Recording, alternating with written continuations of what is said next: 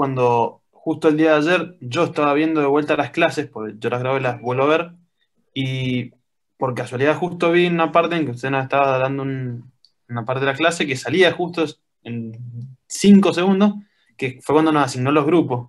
Y Y ahí bueno, nos notó abajo. eso, eso es como en la película, si te perdiste quién era asesino, no tiene sentido ir a ver la película, es más o menos lo mismo. Bueno, en principio entonces modifiquen ustedes y hagan el que tienen ahí, el que han hecho, digamos, adopten el grupo número 2, el tema número 2. Bueno, O sea, cambien la parte de la organización estructural, es decir, en lugar de usar alma llena van a usar reticulado. O bien pueden dejar el modelo y todo el análisis que han hecho de la estructura reticulada, porque en síntesis no va a haber mucha diferencia. Y ahora cuando vayan a hacer el dimensionado, que hagan realmente el dimensionado para el renglón que les tocó, que creo que es el 5. sí. Entonces, terminen el informe, pongan una conclusión en el informe respecto a que han hecho el renglón equivocado, escriban lo que tengan que escribir y a partir de ahora trabajen con el renglón 5. Es decir, las acciones de viento tienen que sacarlas en, ¿dónde te dice el 5? ¿En San Luis dice? Sí, Claro, para el análisis del viento, todo lo que es acciones, utilicen sí la ubicación de San Luis. ok. Lo otro, ¿a dónde le podemos mandar el informe? Hoy no sabemos dónde enviarlo.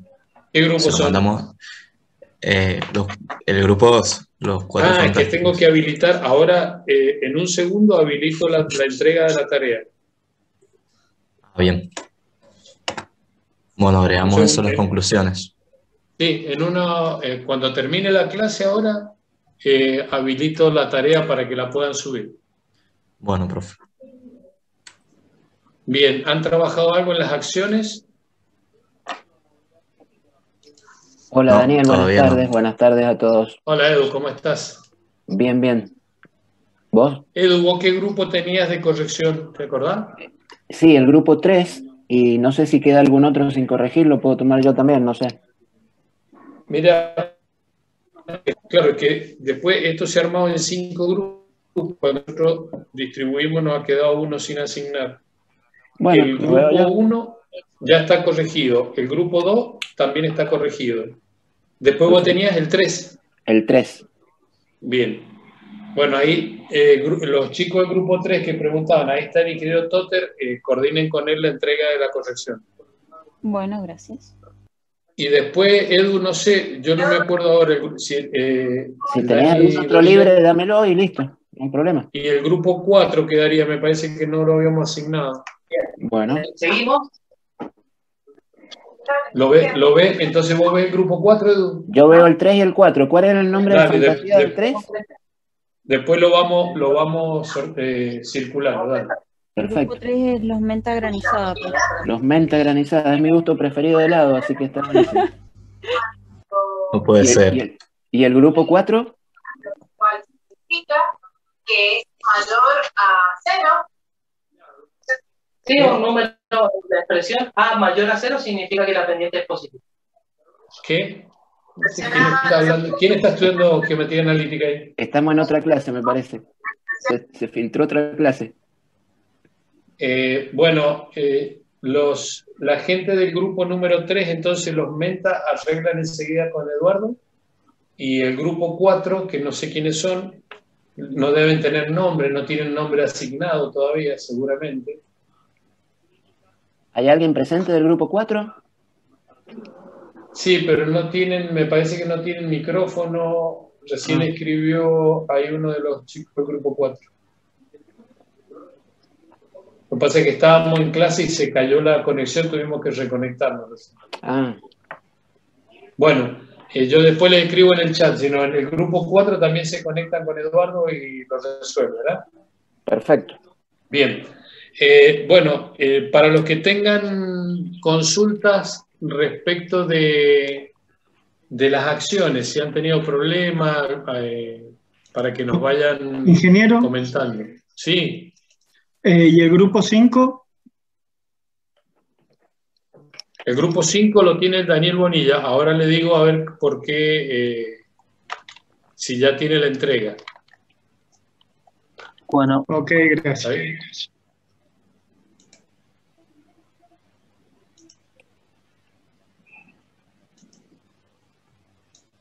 Bien, pasemos entonces ahora a la parte de la entrega del informe. ¿Cómo están para la entrega del informe de la nave? Bien, profe. Bien. Bien. ¿Todo lo pueden entregar entre hoy y mañana?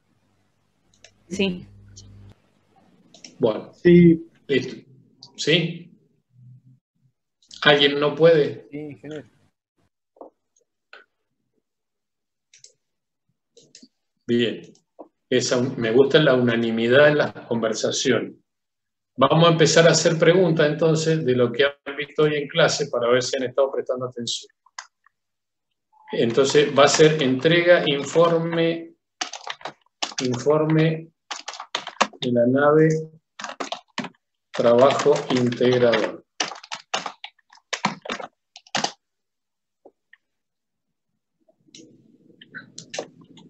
Ahí ya van a tener habilitada la entrega para ir subiéndola.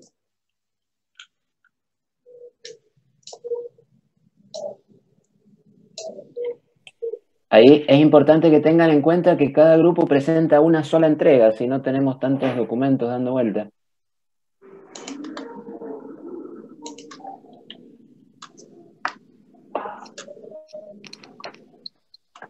Bueno, ahí ya tienen entonces habilitado para la entrega, ¿saben? Bien. Si no hay pregunta, entonces si no tienen ninguna pregunta de lo que estamos hablando, hago algunos comentarios respecto de la parte que viene en esta instancia del trabajo integrador. ¿Se acuerdan que teníamos una parte A y una parte B? La parte A termina en el informe que ustedes están preparando. Y la parte B ahora tiene una serie de pasos que vamos a ir resolviendo prácticamente semana a semana, donde el primer punto son la determinación de acciones. Bueno, nosotros tuvimos en la parte de acciones, vimos la determinación de acciones permanentes, vimos algo sobre las acciones de nieve, de hielo, de lluvia, etc. También corresponde, que vieron con Eduardo, las acciones de viento. Eventualmente tendrían que hacer el análisis de las acciones sísmicas y si hubiera alguna acción de montaje o la L sub R, que es mantenimiento de cubiertas. Digamos, con estas letras identificábamos el tipo de acción. Luego tuvieron oportunidad de ver con el ingeniero Crisafulli, y también lo vimos nosotros en una de las presentaciones de acciones. Hay que ver cómo se suman esas acciones. Entonces, la suma de acciones, concretamente, es lo que nosotros llamábamos o denominábamos las combinaciones. Bueno, ahí tuvimos oportunidad de ver que las combinaciones es importante tomar en cuenta cuando las acciones nos van a llevar a partir de estas combinaciones a dos estados límites. El estado límite último, que generalmente lo uso para verificar resistencia, y el estado límite de servicio, que generalmente lo uso para control de deformaciones, tanto verticales como horizontales.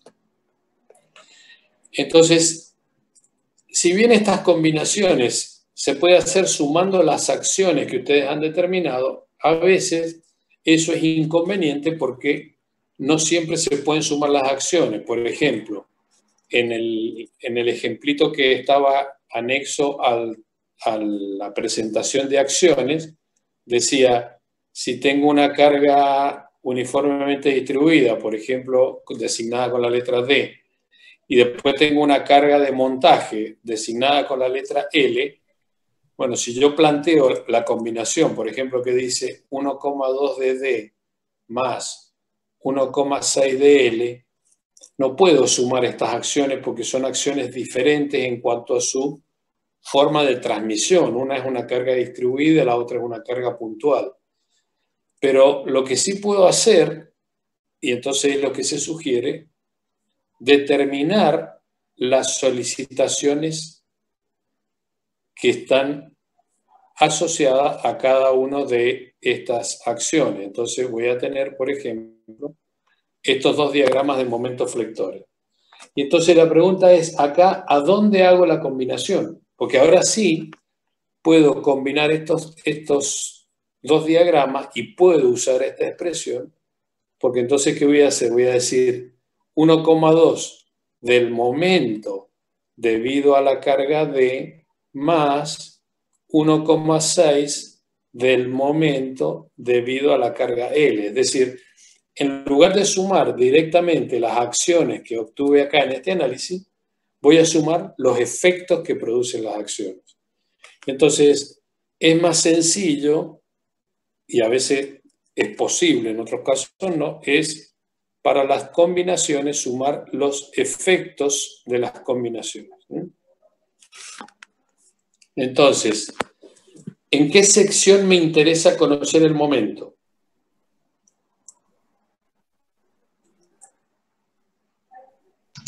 En la sección central. En la más solicitada. En las dos. ¿No es cierto? En la central, es decir, donde el momento de MD es máximo, Siempre. o en esta donde el momento de L es máximo. Donde la Y combinación la verdad de que máxima. a priori no lo sé cuál de las dos me va a dar más grande, ¿verdad? Claro. Entonces, si no sé a priori cuál es más grande, tendré que hacer una combinación para la sección 1 y una combinación para la sección 2. Es decir, esta combinación la voy a tener que repetir 2 veces, porque voy a tener esta combinación, creo que era la número 2, si no me equivoco, la combinación número 2, pero para la sección 1.1, y después tendré la combinación 2, pero para la sección 2.2. ¿Se entiende? Sí. Sí, sí. Bien. Entonces, ¿esto qué significa? Significa que el tema de las acciones es el próximo tema que ustedes tienen que resolver, y sería conveniente que para el próximo jueves, es decir, el jueves próximo es 6, si no me equivoco, ustedes tengan resueltas las acciones para poder empezar a trabajar. Y no es necesario que tengan resueltas las combinaciones. ¿Por qué? Porque las combinaciones las vamos a ir haciendo a medida que vayamos trabajando en el dimensionado. Entonces nosotros vamos a hacer combinaciones de acciones por tracción. Después vamos a hacer combinaciones de acciones por compresión, combinaciones de acciones para flexión, etcétera, etcétera, etcétera. ¿Se entiende eso? O sea, las combinaciones las vamos a dejar ahora enunciadas nada más. O sea, ustedes cuando terminen la determinación de las acciones, al final de eso van a dejar escritas todas las combinaciones que nos da el reglamento. ¿De acuerdo? ¿Se entiende esto? Sí, perfecto. Sí, perfecto. Sí. Esto es para que ustedes practiquen combinaciones. El día de mañana, cuando ustedes usen un software, en el software sí pueden cargar directamente las acciones. Y el software les da las combinaciones ya de solicitación. Pero nosotros ahora, para entender y para practicar, vamos a hacer como el trabajo interno que haría el programa, para entender cómo tenemos que hacer las combinaciones y cómo tratar, finalmente, lo que queremos hacer nosotros es encontrar los estados límite. Entonces, ver de qué manera nosotros encontramos los estados límite. ¿Por qué? Porque dijimos que, por ejemplo, si acá yo tuviera una acción de viento, en algunos casos puede ser más desfavorable considerar la acción de viento y en otros casos puede ser más desfavorable no considerar la acción de BIM. ¿Se entiende? Si uno lo mete en el programa, eso no se da cuenta. En cambio acá, sí se va a dar cuenta porque ustedes lo van a hacer en forma manual para practicarlo. ¿De acuerdo? Sí, profe. Bueno, muy bien. Entonces, ahora, en función de esto, vamos a establecer una entrega para las acciones. Una entrega para, Se le cortó, profe. para el informe que ya tiene habilitado. Profe, se le está escuchando cortado. ¿Cómo? Que se le cortó, profe. No. Sí, decía, la batería de la notebook se me está apagando. Les decía, ya tienen habilitado ustedes en aula abierta la entrega para el informe.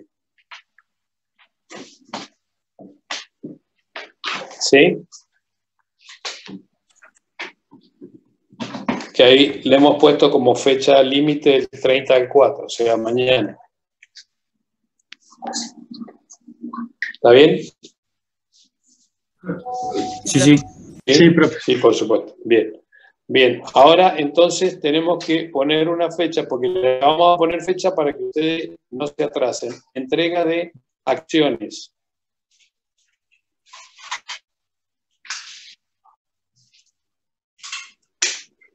Nosotros tenemos que tener las acciones para poder trabajar la semana que viene en clase. Entonces, pregunta, ¿qué fecha le ponemos a la entrega de acciones?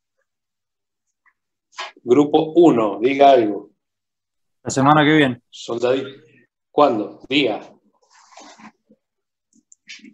No sé qué fecha cae. No escuché. El jueves, que no sé qué fecha cae. No, el jueves no. El Sí, jueves no, porque ya hermano. tenemos clase. Tiene que ser antes del jueves. Bueno, entonces el El miércoles. miércoles. El 5, Sí. grupo 1, grupo 2, ¿está de acuerdo? Sí. Sí. Grupo 3, Sí, el 5, profe. no escuché. Sí, Sí, el estamos de 5. acuerdo. Sí, está de acuerdo. Grupo 4, los que no hablan, los que escriben, grupo 4.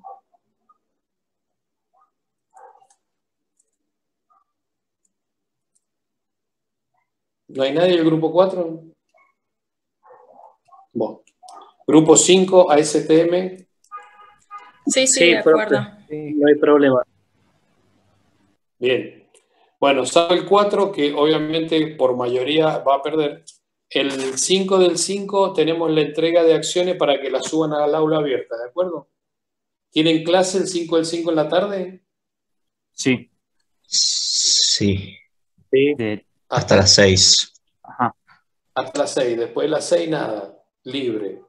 Como no se puede salir a ningún lado, entre las 6 y las 9 de la noche pueden entregar el trabajo. Bueno.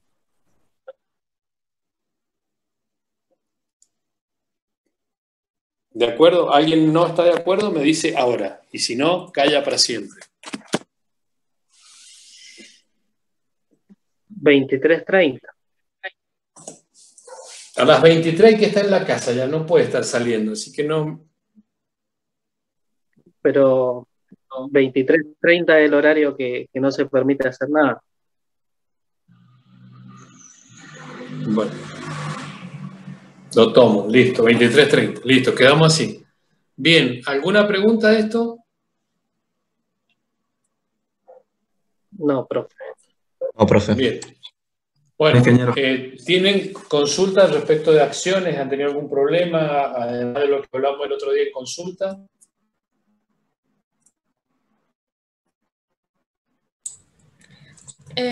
Sí, nosotros seguimos teniendo dudas con el área efectiva del viento. Bueno, dale. ¿Leyeron los comentarios IRSOC? Sí, sí. Y bueno, a ver, comentanos qué leyeron y a ver qué se entiende. Bueno, nosotros entendimos, por ejemplo, que para las correas nosotros tomaríamos de área efectiva el largo de nuestra correa, que es 25 metros, por la misma longitud dividido 3. Esa es un área efectiva. Claro, y nosotros tenemos las correas cada 1 metro. O sea que el otro área efectiva, según entendimos, sería como 0,25 metros, que sería el largo, por 1 metro. ¿Qué 0,25 mide la correa de largo? 6,25, perdón. Ah, 6. 6,25 por 1 daría 6,25 metros cuadrados. Sí. ¿Y la otra cuánto da? Y la otra nos da un poco mayor.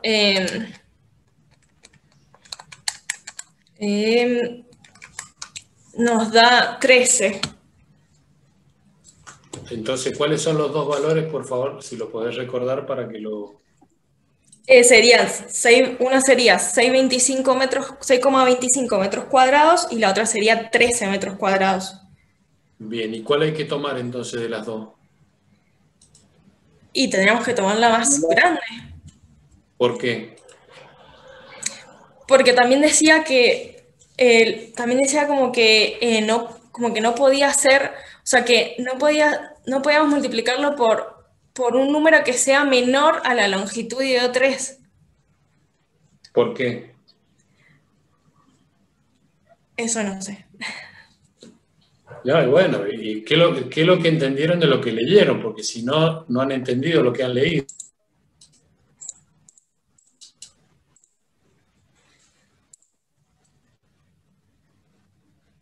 Porque lo importante es que ustedes lean e interpreten lo que dicen. O sea, por eso me interesa, y le dije, lean los comentarios, porque ¿quién estaba hablando? ¿Janina? Sí. Porque lo que Janina comenta es la fórmula que ha determinado. Dice, ¿el área efectiva se saca de esta manera o se saca de esta manera? Eso está correcto. Ahora, ¿por qué te dice que tome la más grande de las dos y no la más chica? Esa es la pregunta. A ver, participen los demás, vamos. Sí, es que en realidad esa era la incertidumbre, profe. Bueno, pero ¿qué es lo que han leído? Ustedes han leído los comentarios. ¿Qué dicen los comentarios?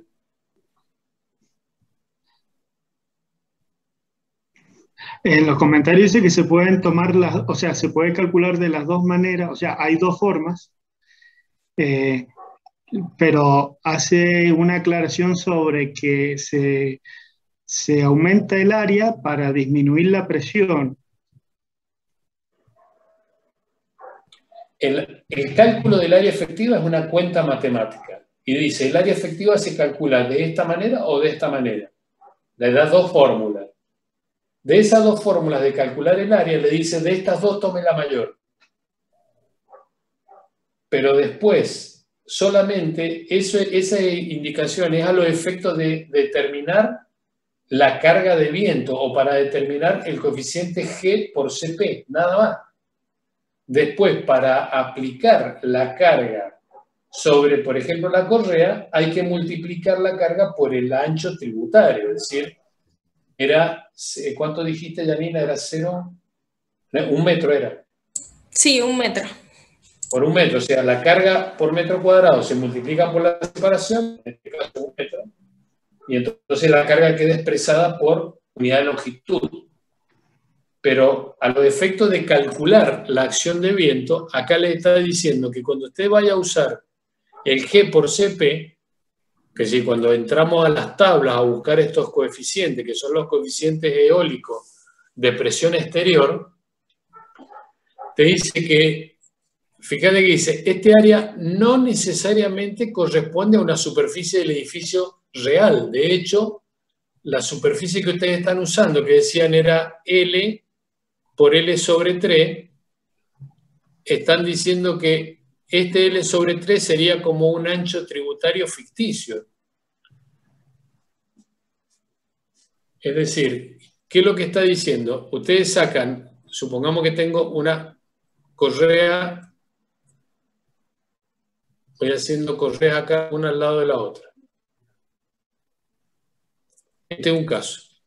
Y después tengo otro caso al lado que tiene las correas más separadas. Es claro que el ancho tributario en este caso es este, y en el caso anterior el ancho tributario es este. Ahora, cuando ustedes tengan que aplicar la carga de viento, naturalmente en el caso amarillo multiplicarán por el ancho amarillo, en el caso celeste multiplicarán por el ancho celeste. Pero a los efectos de determinar la acción del viento, que es un problema de un fluido aplicado en una superficie, ¿qué diferencia hay entre esta y esta? A los efectos de determinar una acción de superficie aplicada sobre esas dos cubiertas. Y la verdad que no hay ninguna diferencia, porque las áreas son muy parecidas.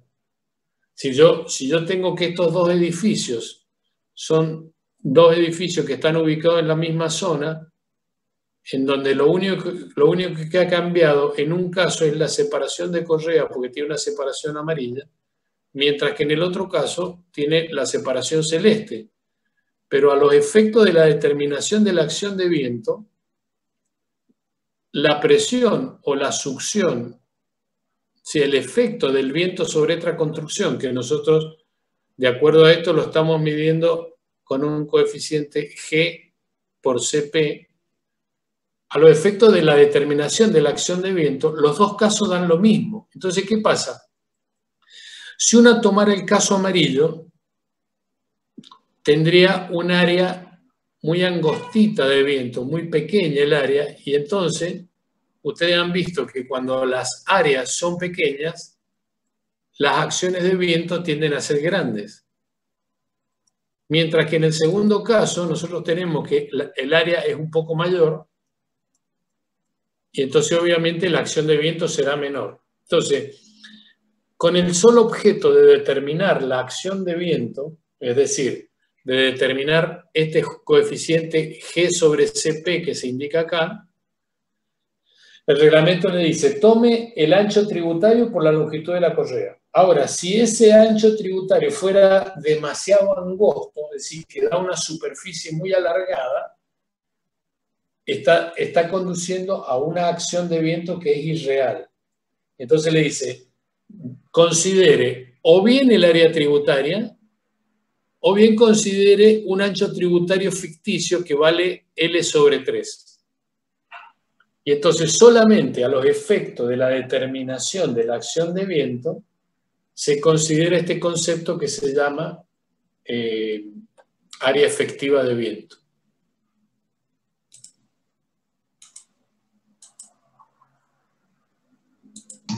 No sé si Profesor, quedó claro. pero eso no estaría por el lado de la inseguridad, porque al tener una carga... No, está por el lado de la realidad de las presiones. Bien. Es cierto, te va a dar una carga menor, es cierto lo que vos decís, pero también desde el punto de vista del análisis de la mecánica de los fluidos, es irreal que la presión de viento esté aplicada en un área tan angosta.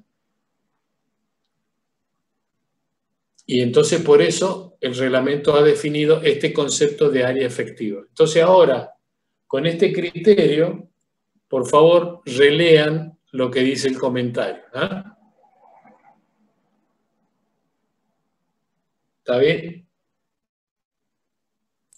Sí, sí. Sí, profe, ahora se entiende mejor. Lo único que es una pena es que no haya dibujito acá, pero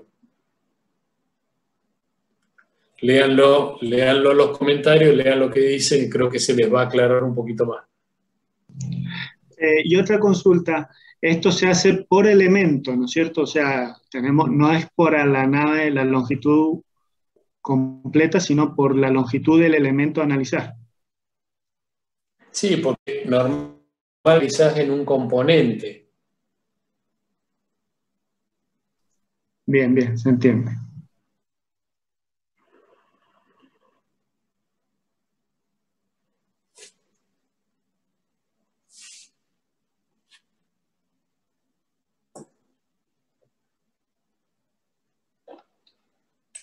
Bien. ¿Alguna otra duda, consulta?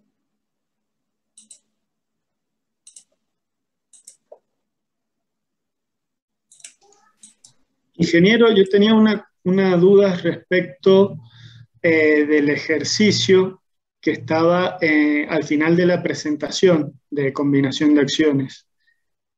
Bueno. Que es una tablita donde hay que hacer la combinación. ¿Lo querés compartir? Bueno. Hago un comentario para todos los grupos respecto del trabajo práctico número 1.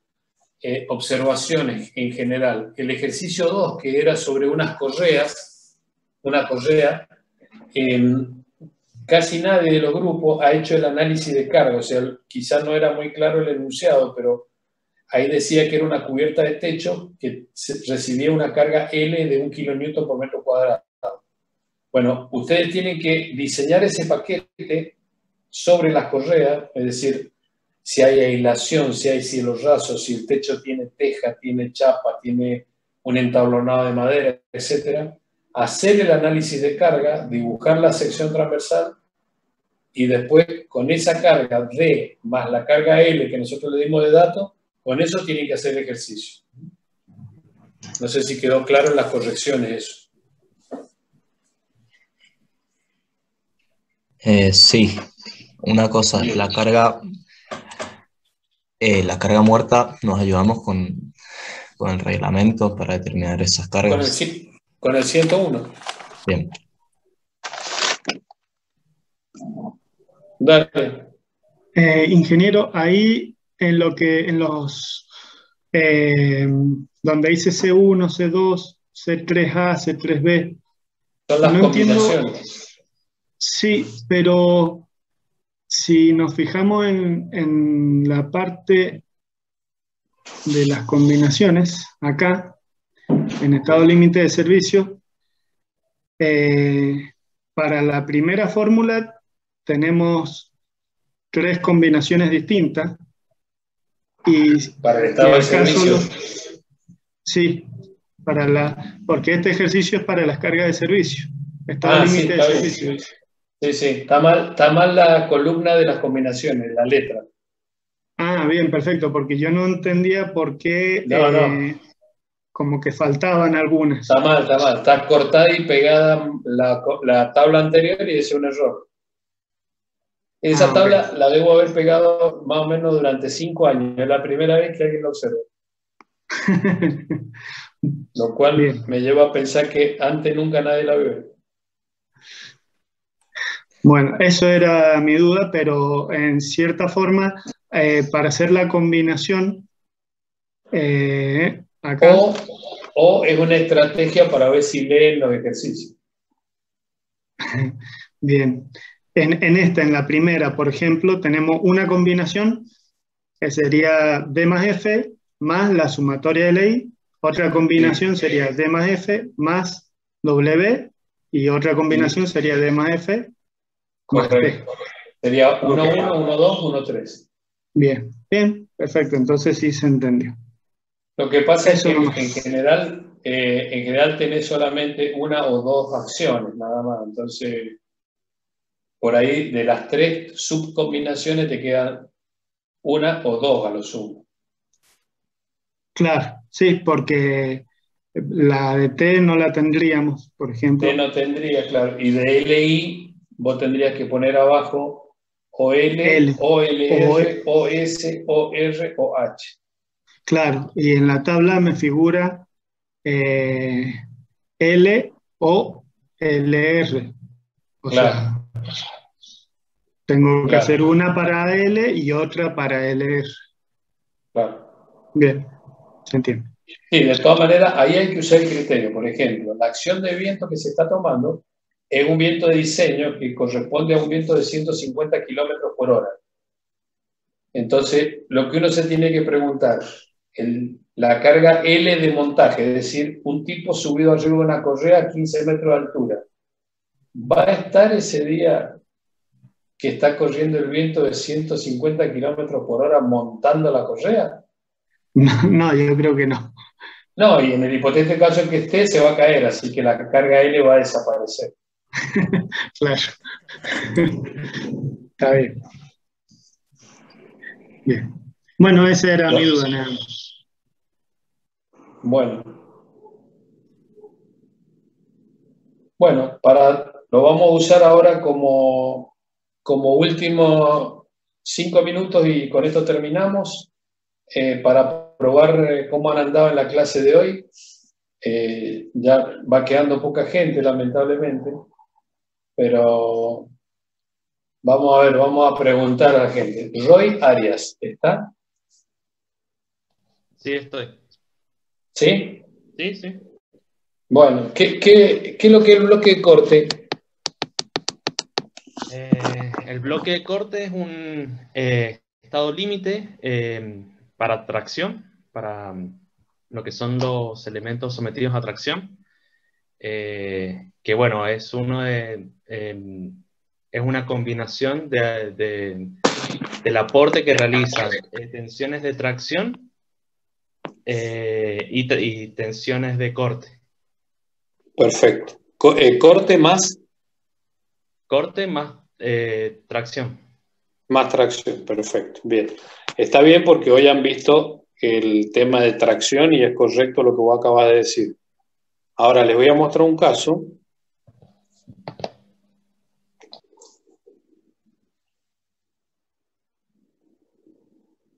Esto es una viga que está conectado a una columna. Está acá atrás, bueno, no molesto mucho con eso. Es decir, acá hay bulones. Esta viga tiene una carga. Entonces, si yo hago un diagrama de cuerpo libre de esto, voy a hacer un zoom de este pedacito de acá. Tengo un agujero, otro agujero, otro agujero y otro agujero. Y después he puesto unos bulones que se supone que están conectados a la columna. ¿Sí? Si cuando la carga de la viga verde peche para abajo, los agujeros, o sea, todo esto que está en rojo, que es la viga, tiende a bajar. O sea, los agujeros tenderían a bajar.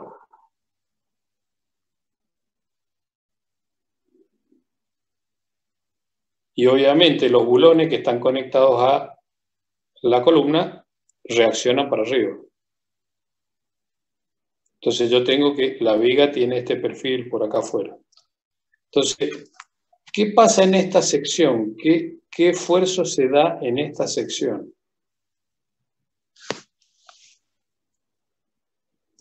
Tracción. Tracción. Pero ahí la tracción sería la mitad de la carga, porque la otra mitad la toman los otros bulones. ¿O no? Sí. Sí, sí. ¿Y acá?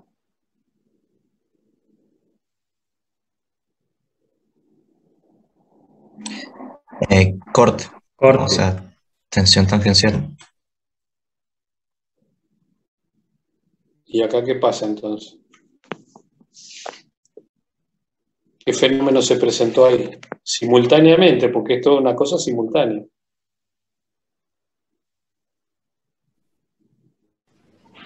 Ese sería el bloque de corte. Sí, en realidad me parece que lo he dibujado mal. Porque esto tendría que ser al revés, tendría que ser así para arriba acá.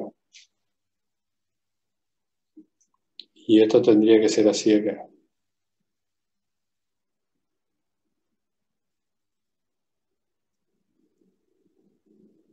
O sea, esto se querría romper así. Y la viga, toda la viga esta, se cae para abajo y queda pegado a la columna este pedazo de acá. Esto es lo que se rompió, digamos. Entonces este estado límite es bloque de corte. ¿Y con qué esfuerzo tenía el elemento que estamos verificando? Flexión y corte. Es decir, esto para que quede claro, ustedes lo vieron hoy en tracción. ¿En tracción pasa? Sí, pasa en tracción. Pero no es un fenómeno exclusivo de la tracción. ¿Está bien? Sí. Sí, está claro. O sea que en realidad bloque de corte es un fenómeno que está asociado a cómo se conectan los elementos. Y entonces, por eso cuando ustedes lo busquen en el reglamento, van a ver que no está ni en el capítulo B, C, D o E, sino que aparece el bloque de corte, aparece en el capítulo J, que es el capítulo de conexiones.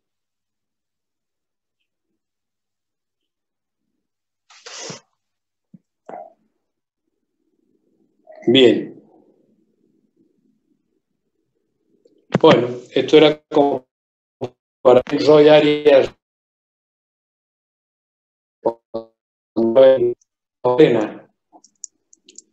Ingeniero, se le cortó, o no sé si se me está cortando a mí, pero Sí. no alcancé a escuchar.